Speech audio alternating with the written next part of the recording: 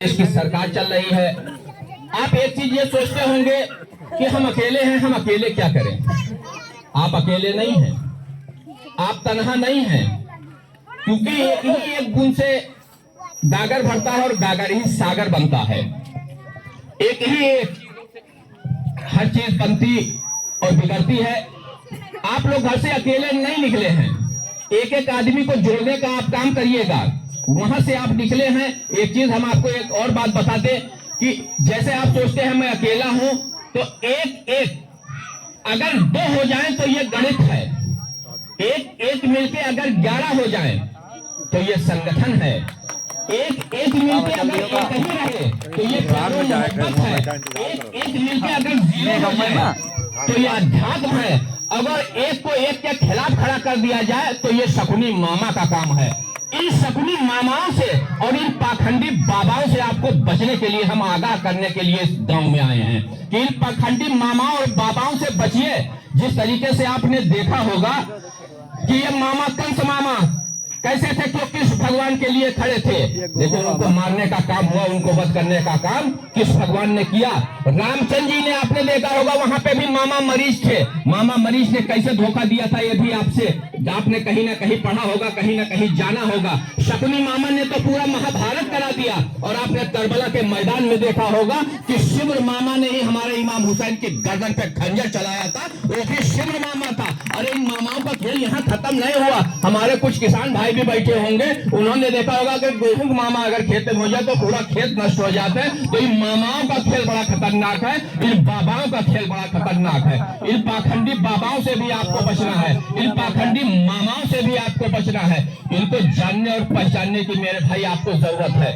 जिस तरीके से आपने आगे भी देखा होगा, अभी मैंने बताया कि आप घर से निकलिए, अपनी लड़ाई अगर आप नहीं लड़िएगा तो मेरे भाई कौन आपकी लड़ाई लड़ेगा। अगर आप अपनी लड़ाई नहीं लड़ सकते हैं तो ये बच्चों की मुस्तकबिल का सवाल है, ये बच्चों की जिंदगी का सवाल है। ये लड़ाई आपको लड़नी पड़ेगी। आपको घर में बैठने से आपका गुजारा नहीं होने वाला है, क्योंकि ये सामंतशाही सरकार, ये सामंतशाही लोग आपको जीने नहीं देंगे। इसलिए मरना बरहक है मेरे भाई। हम एक चीज फिर बता रहे हैं, चाहे कोई छोटा हो कोई बड़ा हो, चाहे बच्चा हो या बुजुर्ग हो, हर व्यक्ति को, हर इंसान को दुनिया में फना होना है। सबको मौत का मजा चखना है। कुरान शरीफ में आपने पढ़ा होगा कुल्लू नफ्सिन जायकातुल मौत। एक दिन हमें और आपको मरना है। जब मुझे मरना है तो क्यों ना हम अपनी हक की लड़ाई लड़के मरे, क्योंकि ये बच्चों के भविष्य के लिए हमको लड़ना पड़ेगा। इन बच्चों के लिए लड़ना पड़ेगा। आपको घर से निकलना पड़ेगा। अब अबाबील के लश्कर नहीं आने वाले, अब अबाबील के लश्कर नहीं आएंगे आपको बचाने। अब रामचंद्र जी नहीं पैदा होंगे कि रामचंद्र जी आए और रावण को मारे। अब कृष्ण भगवान आए और क्या नाम है आपको कंस को मारे। अब हजरत मूसा नहीं फिरौन को मारने आएंगे। अब अबाबील के लश्कर भी नहीं आएंगे। आपको अपनी लड़ाई तो लड़नी पड़ेगी, आपको घरों से निकलना पड़ेगा मेरे भाई। इसके लिए आपको मैं आगाह करने आया हूँ। आप लड़िए। आप नेताओं के भरोसे बैठ गए हो कि नेता आपकी लड़ाई लड़ेगा। अरे नेता अगर आपकी लड़ाई लड़ रहा है तो इसका साथ देने के लिए आपको मेरे भाई घर से निकलना पड़ेगा। मेरी बात अगर कोई गलत होगी तो बताइएगा मेरे भाई। मैं इस गाँव में बोल के जा रहा हूँ, मैं नहीं कह रहा हूँ कि मेरी जो हम कह के जा रहे हैं आप मेरी बात मान लीजिएगा, मेरी बात को सोचिएगा। अगर मेरी बात आपके समझ में आती है तो मेरी बात को आप मानिएगा। मेरी बात समझ में नहीं आती है तो कसम है आपको उस पाक परवरदिगार का, मेरी बात को भी आप मत मानिएगा। आप घर पे जाइएगा, सोचिएगा शाहरुख वसीम आया था क्या बोल के गया। सच हो तो मानिए, न सच हो तो न मानिए मेरी बात। इसलिए मैं बार बार बता रहा हूँ कि सोचने पे मजबूर आपको कर रहा हूँ। आपको सोचना पड़ेगा, आपको समझना पड़ेगा। यही रामचंद्र जी जब इनको दे दिया गया था वनवास, आप ये चित्रकूट के जंगल में 14 साल का वनवास दिया तो इन्होंने अपने बाप से नहीं पूछा कि मुझे किस चीज की सजा दे रहे हो। चित्रकूट में चले गए, वहां भी आपने देखा होगा कि रावण साधु के भेष में आया था। साधु के भेष में, बाबा के भेष में ही उसने धोखा देने का काम किया था और आज भी बाबा ही धोखा देने का काम कर रहे हैं। उनको भी आपने देखा होगा रामचंद्र जी ने अयोध्या छोड़ दिया और मठ के लिए चले गए। 14 साल का वनवास ले लिया, मठ में चले गए, कुर्सी को छोड़ दिया। हमारे बाबा जी ने कुर्सी के लिए मठे को छोड़ दिया है। ये पाखंडी नहीं तो और क्या है मेरे भाई। इसको आप नहीं समझिएगा तो कौन समझेगा।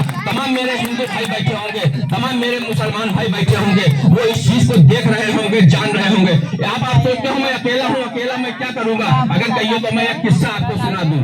एक गांव में आग लग गई। उस गांव के अंदर आग लगी हुई थी। एक पेड़ पे एक चिड़िया बैठी हुई थी। एक चिड़िया, एक बंदर उसी पे बैठा हुआ था। गांव वाले तमाशा देख रहे थे। उस चिड़िया ने सोचा कि यह गांव जल रहा है। वो उठी और तालाब से एक जब अपने चोंच में एक बूंद पानी लेके आई और उस गांव के अंदर एक छप्पर पे उसने डाला।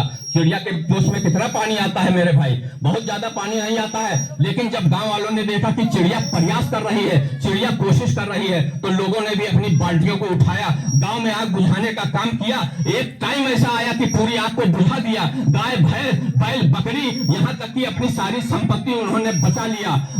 उसी पेड़ पे एक बंदर बैठा हुआ था, उसने चिड़िया से कहा आग तो बुझ गई, इसमें गांव वालों का तो योगदान हम जानते हैं। उनका तो एक चीज हम देख रहे थे कि उनके उससे, लेकिन तुम्हारे चोंच में कितना पानी आ रहा था जिससे